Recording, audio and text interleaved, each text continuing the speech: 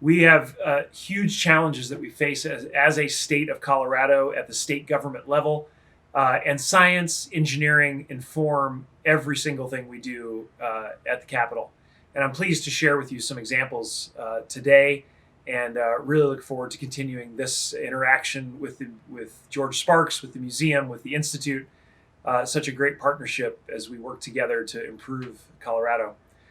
I think the first thing to mention is that science and data are guiding our decisions, particularly in moments like we're in right now with the pandemic. COVID has changed our lives in so many ways, and it certainly has affected everything we're doing at the state government.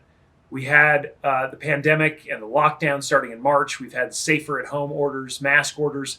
All of those decisions that have been made by the legislature and by the governor's office have been driven by careful scientific modeling, epidemiological studies, and using science to set the right thresholds for the types of policies that we have in place. That has kept thousands of Coloradans safe. It has helped us to recover more quickly economically. And I think you're going to continue to see that bipartisan consensus that we should let science really drive the decision making when it comes to responding to things like the pandemic. It also has really helped us to do a better job of making economic policy. We certainly have seen an economic downturn. We're trying to use scientific data, economic data, to make good decisions about what programs to fund, where the emphasis should be from the state government budget standpoint. And one of the interesting things that's happened in Colorado over the last few years, working with my good friend, Senator Bob Rankin, and others in the legislature, we have brought evidence-based policymaking and evidence-based budgeting into the legislature. And now when we consider a new program or renewing an existing program, we take a look at that budget request. We then try to pile up all the evidence that supports that program. Should we continue it, and at what level? Is it good return on investment?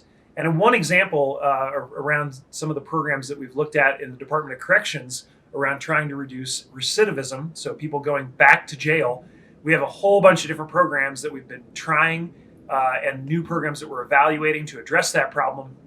And we carefully take a look at the evidence both in Colorado and in other states and jurisdictions that have tried similar programs. We look at what has worked, what has not, and really try to let the evidence drive our decision making and deciding what we're going to put extra budget resources behind. And I think that has really helped Colorado be more efficient in the way that we budget. And it's that evidence-based policymaking, evidence-based practices that we've got great cooperation between the executive branch and legislative branch. We have unified definitions about what evidence-based policymaking looks like.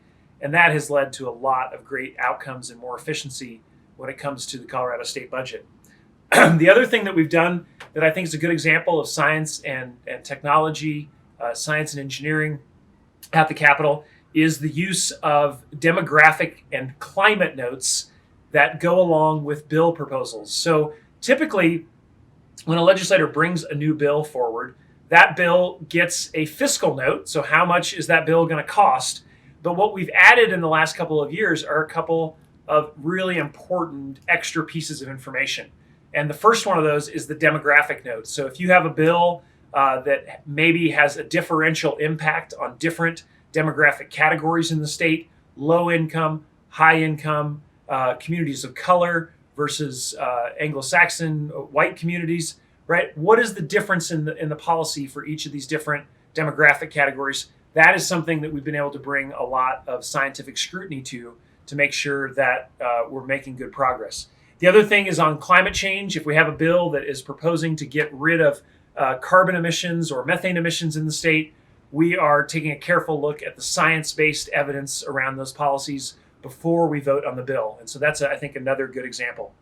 And the last thing to share with you today is the fellowship that I started with Senator Rankin. We bring 15 students of science and engineering disciplines to the Capitol every summer to help with policymaking, to help study different issues.